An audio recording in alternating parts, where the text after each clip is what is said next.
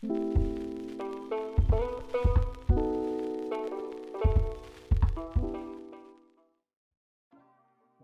guys, welcome to the next episode of the IPC Wind Down. This is episode 2, and we were here with PrestigeIsKey. How you doing, man? Hello. Hi, how's it going? I'm doing good. How are you doing? I'm feeling good, but I'm not gonna lie. We're gonna be a bit truthful here. This might be attempt 3 or 4 of. It might be attempt 5 by the time you guys are watching this. But yeah, we struggled, to say the least, with technical difficulties. Discord going down the second that we, were in the middle of something really good. My audio not recording any audio. My audio not recording any audio. Mistakes Anyway, were made that day, that's for sure. The world was against us. And listen, we're here to tell a tale for episode 2. Every IPC episode, I always ask the same question. Did you bring your favorite drink? Today I have what I always have, which is water. Sticking Okay. with the Hydro homies. Okay, well, I have Sprite, because that was the only non-fully caffeinated drink that I have. It's currently 10 p.m. when I'm recording this. I did drink something earlier called Dr. Topper. It's like a Dr. Pepper knockoff. Where did you get that from? There's a store called Dollar General, and it's Dr. Topper. Shout out to Dr. Topper. We're not giving them free promo. Hey, they're pretty good though.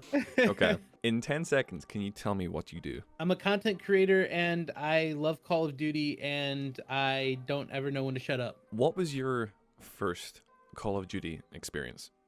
My first ever Call of Duty was World at War.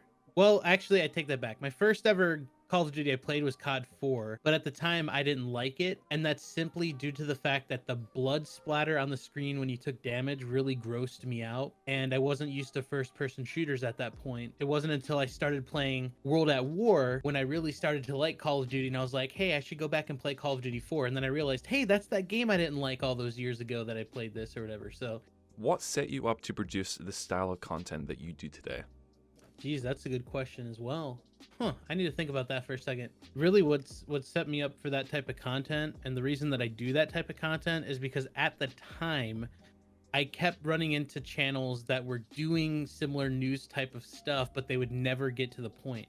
Like, they actually wouldn't. It was always like dancing around the bush, and like, when you are trying to make news content, especially when there's a lot of news to cover, you want to make sure that you have it in enough of a time frame to where people aren't going to lose interest and they want to know what the next piece of information is. And I think that goes for anything, whether you're watching like the 10 o'clock news on your TV or reading a newspaper where the article's like a whole page long. You want to make sure that you're getting the vital information that you need.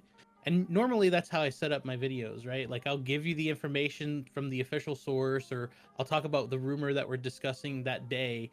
And then normally towards the end, I'll run into my own personal opinions. That way people already got the information that they needed. And then there I'll kind of like, give my own opinion on it. But really what started the content was I was watching channels back in the day, like Only Use Me Blade, and I saw like T Martin, and I saw like FPS Russia, like all these different guys were uploading Call of Duty content. And at that time, they weren't really doing news stuff. It was mainly like they were talking about gameplays and like the games that they were having and the weapons that they were enjoying. And there's still plenty of times to do that. I've done videos like that as well. I think pretty much every Call of Duty YouTuber has done content like that, but news has always been something that I like discussing because there's always a bunch of it. There's always something to talk about, it seems. And even if there isn't, there's always something to talk about, which is kind of weird to say. So yeah, that's kind of where I fall. How did you feel about Warzone when you first experienced it to how you feel about it now? So Warzone's interesting because, like many of my peers, I actually did not go to the Warzone event. And to be completely honest, it's mainly because at the time, that's when like COVID was starting to rise and we didn't really know what it was. And I just was scared to travel personally. I'm a very anxious person, so I didn't want to do that. So I waited for everyone to get it. And when it came out on day one, I played it and I was just like, yeah, I mean, it is what it is. Like, personally, I don't really like Warzone as much as the next guy. It's okay when it comes to events. I like being able to do like the game reveals through it, being able to experience whatever they're trying to portray through it, like the Black Ops Cold War reveal. I really do like the map transformation that they did, especially now with Verdansk 84. I think it's great. But day one, I mean, it was fine for what it was. It's a battle royale. We've had them year after year. But where it sits right now, I feel like it really hasn't changed that much other than what we have in the game and the content that we're able to use. Yeah, it's fun, but it's like, I don't know. I just feel like they haven't really done anything mind-blowing that we haven't seen other games do. it needs to create more modes. It doesn't need to break away from battle royale, but there needs to be more modes. I feel like it would be really cool to have something similar to Battlefield, like Conquest or something. And since those maps are already so large, and since there's so many people playing on it, and since there's already vehicles, it makes sense to do something like that where you can have large scale battles that span across the entirety of Verdansk, and they can do like 15 to 20 different paths where you go from location to location to capture flags, and you're fighting against the enemy team, and it's just unlimited respawns and chaos. And they could do, you know, score streaks like they have normally been doing with Call of Duty, and they can mix the score streaks in from Black Ops Cold War and Modern Warfare, and you can have both at your disposal, which would be like unheard of. It would be awesome. But would it fit with the vibe of 84? Probably not, because you have futuristic stuff from Modern Warfare and then the stuff from the past with Black Ops Cold War. But I think it would be amazing to do something like that. I also really feel like Call of Duty could break into this MMORPG style of gameplay, and we're starting to see something like that with zombies now. They just announced that Outbreak is going to be getting fishing, which I find kind of crazy. Yeah, yeah.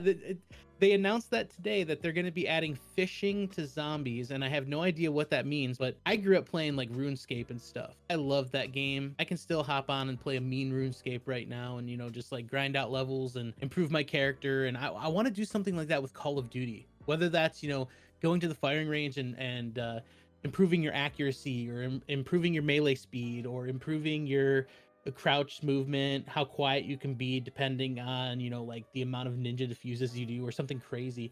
They could roll into this huge MMORPG, and with how they have everything set up right now with like the bundles they're doing, they could still monetize it that way. But man, it would be so cool to have another reason to hop into Verdansk other than last one to survive wins.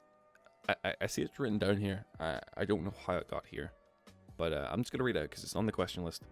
You know, like it is what it is. Why is Advanced Warfare the best jetpack COD and not Black Ops 3? Again, weird that this question was written down the way it was. Very specific question. It's very, I don't understand. Honestly, there's been, you know, it's on the question list. You got to answer it. So, as to not piss off the people who love both games, I'm just going to say this, like, both Advanced Warfare and BO3 have their faults. Oh no, tell me the answer we were talking about. Let me just say this. I really liked Advanced Warfare. I liked the movement better in Advanced Warfare. And that's simply because you had to commit. If you were going to go strafing left or right or forward or back, there was no changing your movement in mid strafe. You basically had to go that way and then act on your feet as soon as you got there. And it created unpredictable gunfights. And in some cases, people might look at that as a negative. But for me, it's a positive, because you really never knew what type of gunfight you would get into. Someone might be very skilled with using the pack, and of course that was the first, you know, jetpack experience. So if you were skilled with using that movement style, then you were really gonna outplay the competition. But in some cases, you could run into somebody that's just as skilled as you are and get into some pretty crazy airborne fights. And that's what I loved about Advanced Warfare, and that's why that game always felt fresh to me. That's why I loved covering it on the channel. People always say this: why did you like that game so much? Honestly, can't answer that other than the fact that I just had a blast playing it from start to finish. Played it across Xbox and on the PlayStation, and even on PC I prestiged a couple times. So it's like, it's one of those titles that I could just sit back, relax, have a good time with my friends, unlock some cool weapons. Yeah, I mean, that's why I liked Advanced Warfare. I'm not going to say that I liked it better than BO3, but I'm also not going to say that I liked BO3 better than Advanced Warfare. But those are the reason I like Advanced Warfare. I kind of wish I had recorded when we were talking about it last time. Because that was a very different answer, Ryan. Very different answer, I see. Oh, no. You That know was what we're the about. same answer. Hey, listen, it's not often I do this.